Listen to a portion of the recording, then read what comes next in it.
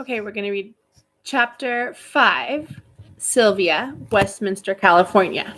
So we're back in kind of the present, even though it's not really the present, with Sylvia and her brothers. And the proverb it starts with is, "That which isn't in books, life will teach you." And usually these proverbs at the beginning have something to do with the theme of the chapter. So kind of keep it in your head, learn it from experience maybe. Sylvia had looked all over the farm for her father before she finally found him behind the big red barn. He was tuning the tractor engine with the help of Mr. Ortega, one of the men who worked for him. For weeks, that big Alice Chalmers Model B tractor, that must be some fancy kind of tractor, had been sputtering and hacking, sometimes coughing out smoke, until it stalled out completely.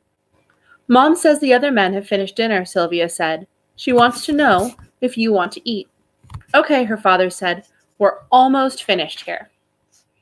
Mr. Ortega continued to turn the key in the ignition, and the engine started up right away. It rumbled, loud but steady. "It's the timing," Mr. Ortega said. "Hear that? Now she's nice and even. Just the right mix of fuel and air." Did you notice how Mr. Ortega said, "Now she's nice and even"? Oftentimes people refer to machines as though they're people. Sylvia's father smiled. "I can't thank you enough," he said, closing the repair manual. "Please join us for dinner, and then let me take you home. It's getting late." About a dozen of the men who worked on the Mendez farm stayed in the farm's bunkhouse, but Mr. Ortega and several others lived in the barrio. He usually caught a ride with the other workers to and from the farm, but everybody else had already left for home. After washing up, Mr. Ortega joined Sylvia's father at the dining room table in the main house. Sylvia's mother brought them each a large bowl of steaming chili con carne. Sylvia was in the kitchen washing plates, but she perked up when she heard her name. She could just see Mr. Ortega from the sink. "Don't your children go to Hoover School?" her father prompted Mr. Ortega. "Pablo and Sonia go to school there," Mr. Ortega said, wiping the edge of his mouth with a napkin. "My oldest son, he is at Camp San Luis Obispo, 40th Infantry Division." That means that he's in the military. "You must be very proud of him," Sylvia's mother said, putting a platter of cornbread on the table. "I am." Sylvia knew what was coming. They went to their neighborhood school and were told they couldn't go there. And then Sylvia's parents were like, we're not stopping. We're not giving up. We want you to go to the school that we live near. But it sounds like the superintendent, even though the superintendent said they were going to call him back, never did. So they're organizing a petition. A petition is a request or a demand, and you get a whole bunch of people to sign off on it saying, we all agree with what this is saying. So it sounds like Sylvia's dad is trying to get more people to sign off on the request. As her father talked about segregation in the schools, a term Sylvia was hearing a lot of lately, Mr. Ortega remained quiet, looking down at his chili. "Separating our children by the color of their skin is wrong," her father said. "The children should go to school together. Don't you think so?" Mr. Ortega glanced up at Sylvia's father, nodding in agreement, but indicating that his mouth was too full to speak. Sylvia watched intently, but she suspected he just didn't want to get into an argument with his host. "So would you be willing to sign a letter to the school board?" her father asked.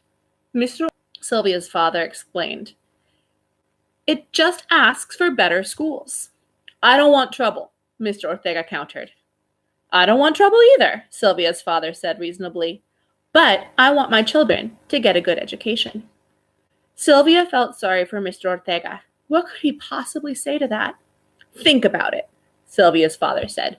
"Your son is risking his life for his country, while his little brother can't go to school with his neighbors." I know, Mr. Ortega agreed, sounding miserable. "But we can't change the system. If we complain, all we will get is in trouble." "I don't know about trouble," Sylvia's father answered, his voice sounding hard-edged. "But I do know that we won't get anything if we don't ask." For a few minutes, an awkward silence separated the two men. At last, Mr. Ortega murmured, "I'm sorry. I really am. But I can't." Sylvia's father sighed. I understand. I wish things were different, but I understand. Sylvia's mother began gathering up the last of the dinner dishes. Sylvia, help me clear the table, then finish your homework and off to bed. Sylvia had so many questions, but she kept quiet and dutifully helped her mother carry the plates and silverware out to the kitchen. The following morning at breakfast, Sylvia asked her father, why wouldn't Mr. Ortega sign the letter? He was afraid. So many people are afraid of challenging the school board. Why? Sylvia asked. Some people worry that if they speak out for change, they will lose their jobs. Some people want their children to go to Hoover School because it's near the barrio. He let out a heartfelt sigh. The only life they see for their children is the life they have lived themselves. Sylvia had grown accustomed to the routine at Hoover School. She had promised herself, Hoover isn't really so bad. Her father froze with a forkful of huevos rancheros halfway to his mouth. No, he said, turning towards her, it is bad. At Hoover School, no one expects you to succeed or to finish high school, to go on to college. At Hoover School, no one thinks you can make something of yourself. Sylvia, her father continued, I want more for you, for all of you. Sylvia flushed. She did not know what to say. Don't sell yourself short, he finished. Don't sell your family short. Selling somebody short means underestimating them. Sylvia knew her father was right. At Hoover School, the girls learned sewing and homemaking, and the boys learned a trade like fixing cars. Very little time was spent learning reading and math and science. She knew for a fact that almost all of the students at Hoover dropped out before 8th grade. This was not a future that Sylvia wanted for herself. Now she wondered, can I keep my promise to succeed in a school where no one cares if I get good grades or find a job? After weeks of trying to convince people to sign his letter to the school board stating that Mexican and white children should go to school together, Sylvia's father had collected only 8 signatures. What are you going to do with the letter? Sylvia asked her father. She didn't think he would turn it in with so few names. I'm going to deliver it, he said. It would be the right thing to do, even if no one else is willing to sign. Sylvia rode with her father to the courthouse in Santa Ana the day he dropped off the letter. Just a couple of blocks from the courthouse, Sylvia saw a sign in the dinner window that made her feel sick. It said that some people were not allowed.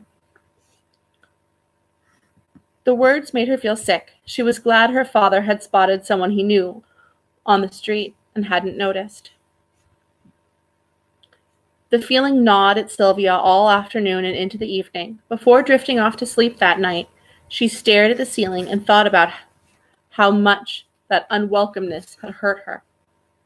Then she recalled everything she had seen posted in the town about the Japanese. Hand-lettered signs telling them to go home or that they had to go away.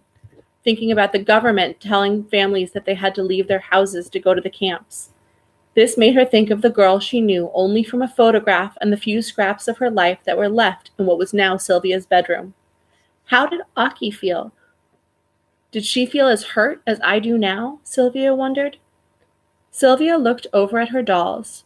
Carmencita leaned against the corner of one shelf, and Keiko stood in the corner of another.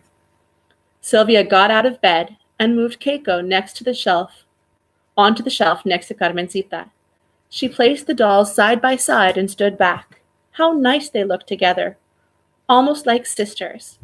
She rested Keiko's pale china hand in Carmencita's brown cloth one. It seemed right and good to see them so close. I wonder if I will ever meet Aki. Could we ever be friends?